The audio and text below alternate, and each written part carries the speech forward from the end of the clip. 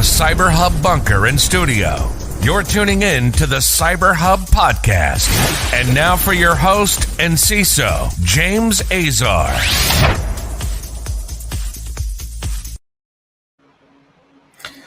Hey guys, good morning. Live. The new Practitioner Brief, a new and improved version of our show. Thanks to our supporters today, Wistic and KnowBe4 for supporting our Practitioner Brief. Before we get started, a few kind of important things, guys. One, as a new tradition, since I'm doing this live, it's 9 a.m. Eastern Standard Time. I've got myself my favorite cup of joe, my espresso. For those who don't know, I'm an espresso aficionado. I love espressos, can't live without them.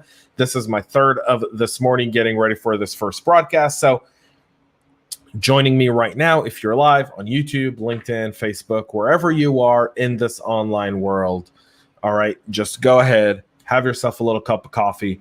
Join me in our morning ritual, or for those across the world, your afternoon cup of coffee. So this cup of coffee and espresso is only good for about 8 to 10 minutes. So that's the point of this.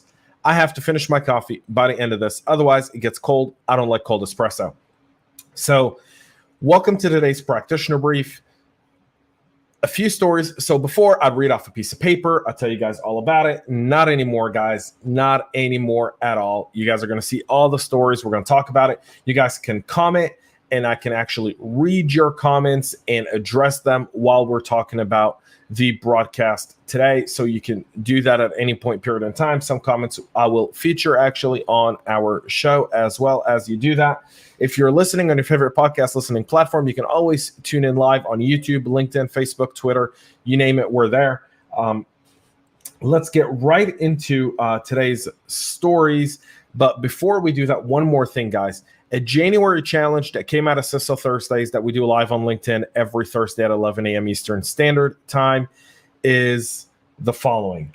InfoSec hires. We want to get 10 people hired in the month of January, helping them break down the barriers that exist within applying for a normal job. So if you're looking for work, or someone that's looking for work, have them upload a paragraph of what they're looking for and have them tag myself, Naomi Buckwalter, and use the hashtag InfoSec hires, and we will share them. I will share 20 of these, 50 of these a day. I don't care how many InfoSec hires.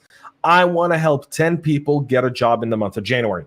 So let's get right into some stuff that we have going on in cyber today. So Zyxel has released a patch to address a critical vulnerability in its firmware concerning a hard-coded, undocumented secret account that could be abused by an attacker to log in with administrative privileges and compromise the networking device.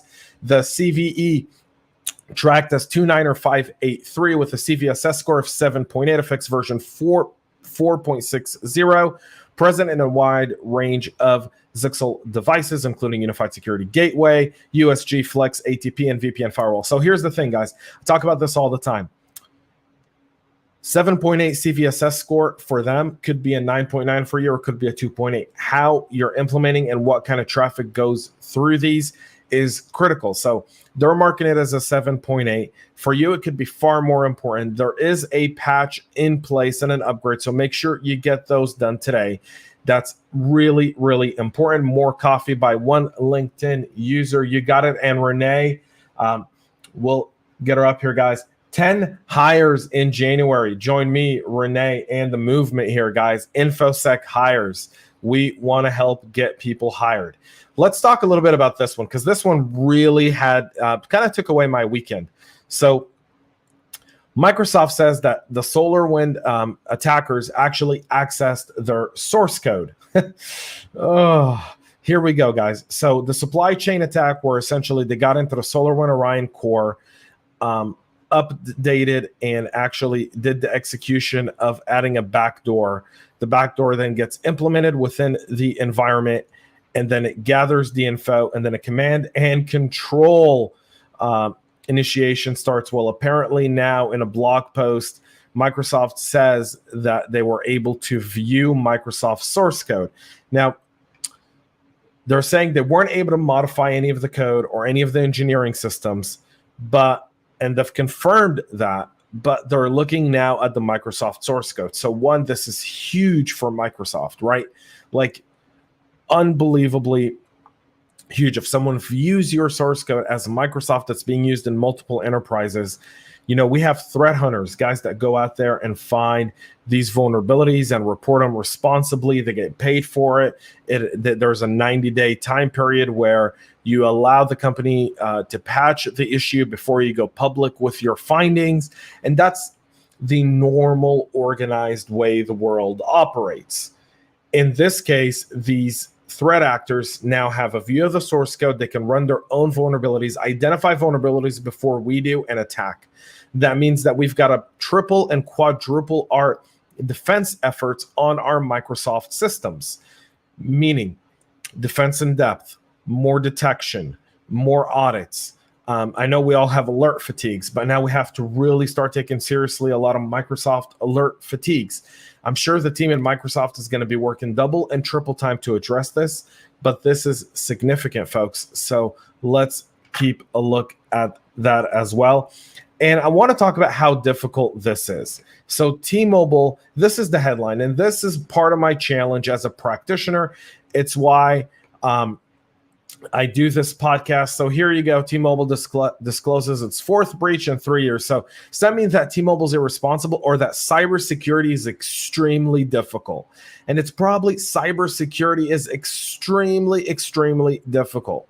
Now, the data accessed according to T-Mobile did not include names on accounts, physical or email addresses, financial data, credit card information, social security number, tax ID, passwords, or PIN. Since no personal or financial information was exposed, T-Mobile's not providing, again, they're not providing anything, but they say that this impacted around 200,000 people. There's been a series of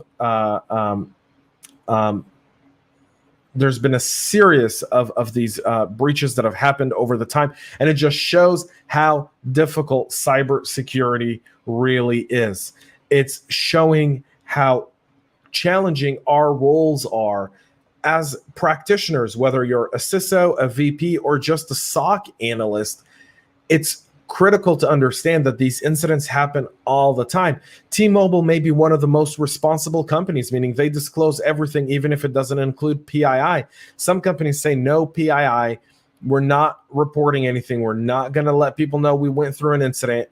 And I hope that because of what happened with SolarWinds and what happened with Microsoft, now that we'll be able to get more data on these breaches and really better information share. It's 2021, folks. Happy New Year. And it's time that we as a community come together and really address this. One of the comments here, guys, is the Microsoft source code loss is super frustrating. The fruit of a poisoned SolarWinds tree will keep on giving. Indeed, there is a challenge with this Microsoft source code, which is now we're all exposed. Anyone who uses Microsoft could be a target. You can talk about the most popular software, arguably the most popular software in the business world today, has had its source code viewed by attackers that were so sophisticated that they accessed SolarWinds and went undetected for at least 8 months. At least 8 months before they came out and were discovered, and that's thanks to FireEye. So crazy stuff happening. It's just the beginning of the year, folks. We have a lot of these to go through, but it's definitely something to keep an eye on as we continue. So yes, I'm doing these live now. Yeah, I know it's awesome. It's great. I love it because I no longer have to read off a piece of paper. I can talk directly to you. We can answer questions. We can debate these points and so forth. My espresso is about to get gold, so that means that the time for us to bid farewell to each other is here. Thanks so much for tuning in and listening. InfoSec hires, guys. We want to get 10 people hired. So join me and my sister, Renee Small, Naomi Buckwalter, Chris Fallon, and so many others in getting 10 people hired. Use hashtag InfoSec hires on LinkedIn. Post it, tag us. We'll be there for you. That's it for me here today, guys. I appreciate you guys all tuning in and watching the show. I'll be back with more tomorrow, 9 a.m. Eastern Standard Time here live on YouTube, LinkedIn, Facebook, Twitter. You can tune in. Until then, stay healthy, guys. Practice social distancing. And most importantly, stay cyber safe. We love feedback, so make sure to connect with us on social media and subscribe to our podcast on your favorite podcast listening platform.